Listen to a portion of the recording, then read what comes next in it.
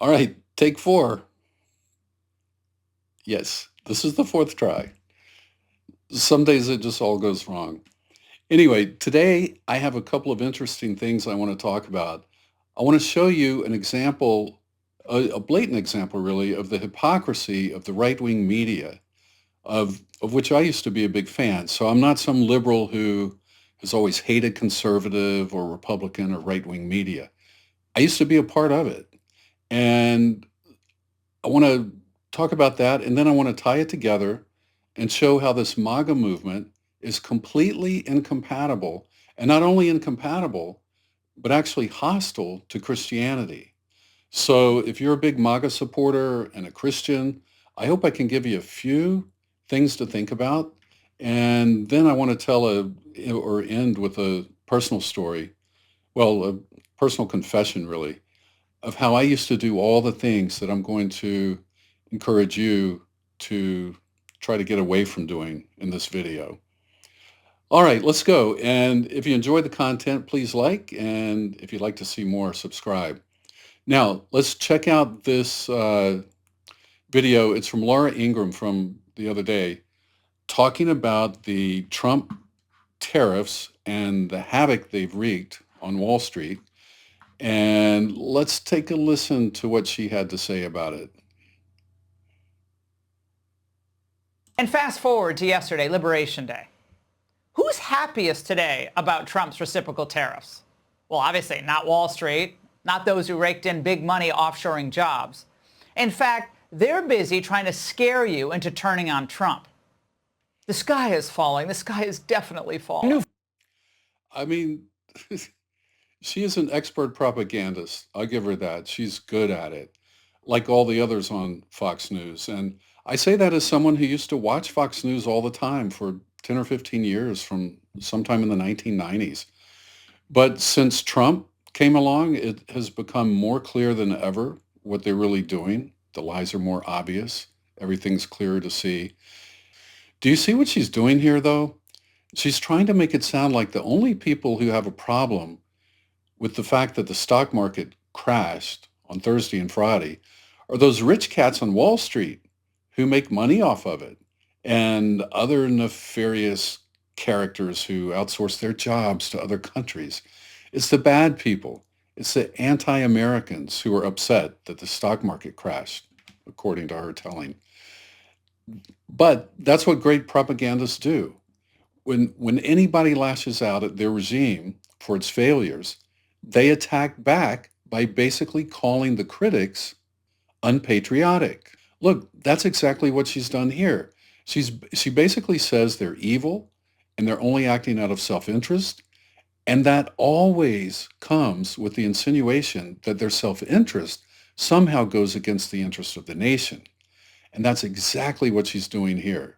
And if it goes against the interests of the nation, these people are unpatriotic, and then you can attack them and do whatever you want and feel good about it. Now, think about this. If you're critical of the administration for this stock market crash, if it hurts you in any way, if you are one of those people who have lost 15, 20% of your savings, and you dare to express any dissatisfaction about it, then you too will be lumped in with this group of self-interested, unpatriotic, evil people who are undermining the very foundations of the United States by standing against our president. How dare they? That's why, now I hope this comes off okay, but that's why if you go to a church with some MAGA people in it and they see you and they look at you a little sideways, like they think something may be wrong with you, or like you might even be a little bit evil because you don't adore the president, that's why. Because they fill their minds all day long with these right-wing propagandistic slurs and lies. And they're told all day long, like members of any good cult, that anyone who disagrees with them or is outside the group is evil. And not only evil, but not to be trusted. Now, let me show you another clip. That was from this past week. This next one is from September 22nd, 2022. Joe Biden was president, and there was another stock market decline. And listen to what Laura had to say about that one. The day the happy talk died. Now, for all these months, the Biden team, they basically waved off concerns about the economy, claiming that things would kind of even out, that this was kind of a transition to more sustainable growth. Now, the Dow is 746 points lower than it was on Inauguration Day for Biden. So that means all the gains that we made under Trump were totally wiped out. And that's before you account for inflation. And the American people are facing a long period of decline and despair tonight. Wow, decline and despair. Did you hear how dismissive she was and how mocking she was when she talks about Biden's economy and the fact that the stock market had plunged a huge 746 points in his first year and a half? Not in a single day, not in half a day, but in a year and a half. And she thinks it's horrible. She actually has empathy for the American people who she says will be going through a long period of decline and despair. And she thinks it's terrible that Biden doesn't care more about the American people. Now, when the current president has a stock market that, as a direct result of his actions, falls by more than 1,600 points in one day and 2,200 points the next day, she's like, the sky is falling, the sky is falling. These people are such exaggerators. But when the Biden stock market dropped half as much in a year and a half as Trump's dropped in the first minute of trading, she's all empathetic and concerned about the desperate plight of the American people. She thinks Biden has done them a great wrong and that they're suffering and that we need to care about their suffering. But when people start to suffer under Trump, as a direct result of his actions, she says, oh, they're the bad people.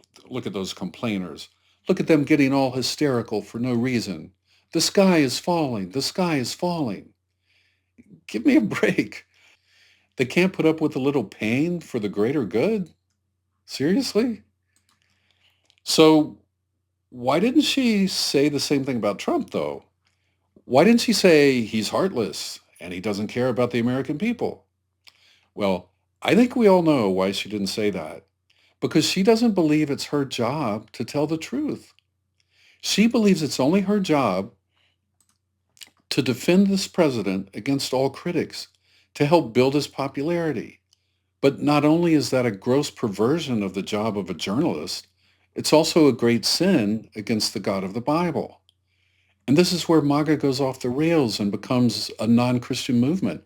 In fact, it's not only a non-Christian movement, but anti-Christian. It's hostile to Christianity. It's Christianity's enemy that wraps itself in the cross. It's the perfect example of what the Bible calls a wolf in sheep's clothing. And the Bible warns Christians to stay very far away from things like this.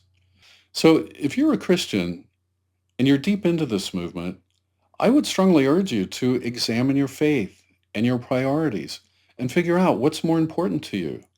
Is it following Christ and his way or following the world and its ways?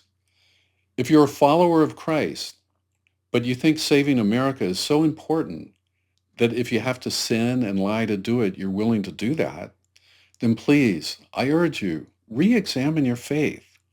If attaining political power is so important to you that you're willing to sin to do it, then you've made an idol out of political power. In other words, you're putting the achieving of political goals and political power above obedience to Christ. So you're putting something ahead of Christ, which means you worship and love something more than you love and worship him. And that's not good. You need to re-examine that. Remember, we can only serve one master. And in this case, we have politics and we have God. One side, politics, asks us to lie to win. The other side commands us not to ever lie. You can't serve both of those at the same time. You cannot be MAGA and survive in the world of MAGA without not only lying, but also buying into lies. You have to buy into the lies yourself, and then you have to repeat them to others to persuade them to join the movement. You know, it's just not compatible with Christianity. I hope I've been clear that I'm not saying if you voted for Trump or if you thought he was the best person for the job, I'm not saying you're in sin or that that's a sin. That would be ridiculous to say that. But I hope I've been clear here that what I am saying is sinful is when you become willing to sin in order to win a political battle. And that's what I would like people to think about and look at in themselves. You have to be willing to sacrifice your political goals to live in obedience to Christ. In other words, if you have to compromise the teachings of Christ in order to follow your political goals and in order to pursue them, then you're putting yourself in a situation where you'll have to sin. I I said I had a personal story to tell at the end, and I do. Um, Back in the 2010s, I all these things I'm talking to you about not doing, I used to do them to Barack Obama. I ran a Tea Party website, which was pre-MAGA. It's the same people that make up MAGA now for the most part. And I did a podcast and had a lot of listeners.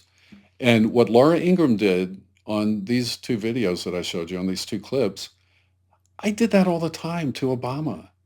I mean, I ridiculed him. I mocked him. It was terrible what I did to that to that poor man. Not that it made any difference to him. He was far bigger than I was, and I didn't have any power to really influence anything at the time, thankfully. But I did those things, and I lied about him. I tried not to lie for the most part, but I would do things like Laura did. I would just take a situation, twist it ever so little to make it favor Republicans and to make Obama and the left look bad.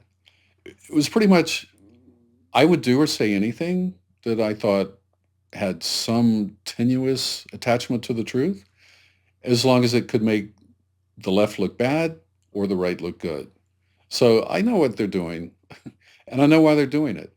You know, all the text messages that came out during the Dominion lawsuit between Sean Hannity and Tucker Carlson and Laura Ingraham, or Laura Ingraham, I guess she pronounces it. You know, it should be so clear to all the viewers of Fox News and the right-wing media that they're lying because they said in the text messages they're lying, and they said why. It was after the 2020 elections. And Sean Hannity wrote to Tucker or somebody and said, look, he didn't win. And then the other guy wrote back and said, yeah, but we can't really say that. And they're like, yeah, we can't say that. Well, why can't they say it? And well, they answered that in the text conversation. They said, because we'll lose our audience or we'll infuriate our audience and, eventually lose the audience. They don't want to do that. Don't blame them. You don't want to lose your audience. So, but look, if you're a Christian, you can't put saving your audience above telling the truth. You can't say I'm going to lie to save my audience. If that's not how Christianity works. You have to be willing to lose the audience if the only way to keep them is by sinning, you know? So that's a little bit of my personal story. I found a page I had written on the website a few weeks ago. This was from 15 years ago, probably. But I had a printed copy of one of the web pages that I had written. I went through it and I was like, oh my gosh, that's terrible. I was doing exactly what these people do today. And I find it so despicable when they do it. And yet I did it myself. I did it for a while.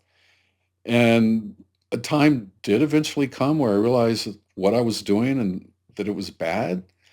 And I brought it to an end when it finally, occurred to me, this is not a Christian way to act. So I got rid of the website, got rid of the podcast, all that. And that was fine. My life went on fine, but my life was much more honoring to God after that. I had a lot less say, a lot less influence with some people, but my life was right with God, and that's the most important thing. So anyway, I encourage you, if you're on the MAGA side of this, to really think about it. You can't watch these two videos, one from last week and one from, 2.5 years ago when the situation was exactly reversed. You can't look at these two videos back to back and say she's an honest person. You can't do that. And you know, all the media people on the right are doing this exact same thing. So, you know, I say get away from it. Get away from it. Honor God with your life. Put God first.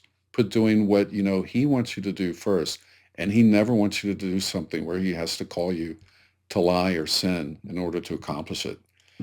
If you have to lie and sin to accomplish it, then He didn't call you to do it. And yeah, saving America is a great goal. I agree. But sinning to do it is no. Christians can't do that. And that's what should separate us from the world. But the world sees us not acting any different from the world at all, and even acting worse than the world in a lot of cases. And I think, well, so what's so great about Christianity? These people are horrible. They lie and cheat and steal, and they're hypocrites. Why would anybody want to join something like that? So listen, we really got to put Christ first, because we're turning people off to him when we don't. When we claim his name, we claim to follow him, and then we do things that he would never approve. You're turning people off from the gospel. So something to think about. It's very serious. Very serious. Don't play around with this stuff. All right? Anyway, I appreciate you watching, and I don't know, I'm feeling a little down about all this stuff. It's hard to watch all this and talk about it all the time, and it does bring you down when you see things like this back to back, and it's just so clear what's going on. It is so, really disgusting. But anyway, so I feel like I'm ending on a down note. I apologize for that. Anyway, if you can bring yourself to like this video after all that, then, go ahead and like it. I'd appreciate that. That'll bring me back up a little bit. All right, take care, and I'll see you next time.